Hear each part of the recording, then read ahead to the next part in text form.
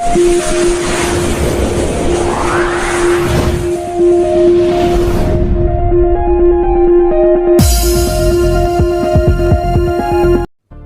प्रदर्शन करते हुए आंगनबाड़ी कार्यकर्तियों ने बताया कि उनकी नियुक्ति 6 मूल कार्यों को लेकर की गई थी, जिसमें स्कूल पूर्व शिक्षा, स्वास्थ्य जांच, टीकाकरण, अनुपूरक पोषण आहार, पोषण एवं स्वास्थ्य शिक्षा, दिशा निर्देश एवं संदर्भित सेवाओं के लिए की गई थी, जिन्हें निरंतर हम आंगनबाड़ी करती चले आ रहे हैं। वहीं साथ साथ अन्य विभागों के कार्यों को भी समय समय पर करती चली जा रही है। महंगाई के इस दौर में वर्तमान समय में उक्त 6 सेवा योजनाओं पर कार्य करने पर भारत सरकार तथा राज्य सरकार द्वारा संयुक्त रूप से मात्र 6,000 रुपए प्रतिमाह दिया जा रहा है।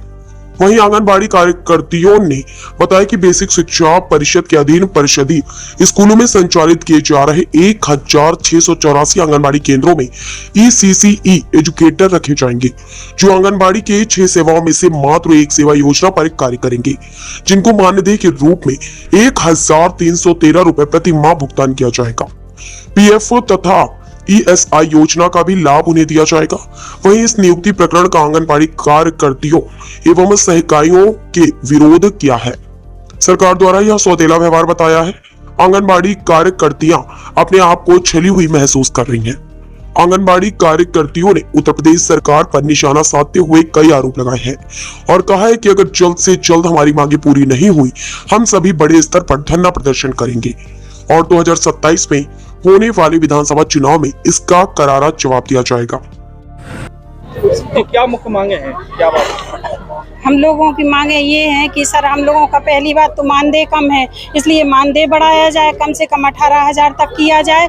ऊपर से हम लोगों को इतना प्रेरित किया जाता है कि हर विभाग से जोड़ दिया जाता है। कोई भी विभाग आए वो कहती है आंगनबाड़ी को बुलाइए, उनसे काम किया जाएगा। हम लोगों को मानदेय तो वो लोग देते नहीं है अलग से, हम लोगों को मिलता मानदेय 6,000 रुपये है और उसी में हमें सारा काम करना पड़ता है। और भी कमी थी सो योगी जी पंडित जी ने बैठ के एक और अलग से निकाल दिए योजना कि उनने बोला कि अलग से भर्ती कर देंगे। 10,000 रुपए दे रहे हैं। अलग से भर्ती करने के बाद हम लोग क्या करेंगे बताओ? हम लोग 28 साल से 30 साल से वृद्ध हो गई हैं, जो हमारी बहनें ग्रेजुएट भी हैं, वे लोग फिर भी विभाग से नहीं लिया जा रहा है। हम लोगों के लिए आधार बाहर से भर्ती की जा रही है। इसलिए हम लोगों की मांग यही है कि अलग से भर्ती नहीं की जाए, हमारे विभाग से ही लिया जाए। हम लोगों के लिए ग्रेजुएशन तो है, पोस्ट ग्रेजुएशन है। हम लोगों का कहना इतना ही है बस सर कि हम लोगों की मांगे पूरी की जाए, नहीं तो अगले पंचवर्षीय में इनकी कोई सरकार आने वाली नहीं है।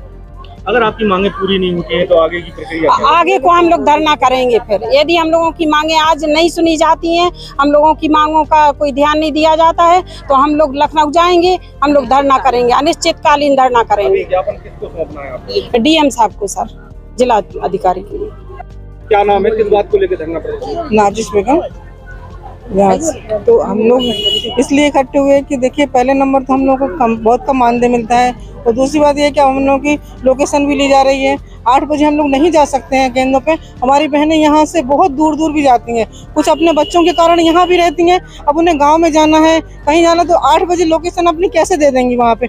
और ना देने पर वेतन कट जाएगा। इतना सा वेतन है उसमें भी, तो हम लोग लोकेशन नहीं दे सकते हैं। टाइम से थोड़ा 10-15 मिनट तो आगे पीछे हो गई। उन्होंने कहा 8 बजे डाल दो, हम लोग 9 बजे 10 बजे तक पहुँच पा रहे हैं। कोई ट्रैफिक में फंस जाता है, कोई की ऑटो नहीं पहुँच पा रही, कुछ भी कोई भी कारण होता है इसलिए नहीं पहुँच पाए, तो हम लोग मोबाइल पे कुछ संदेश नहीं देंगे।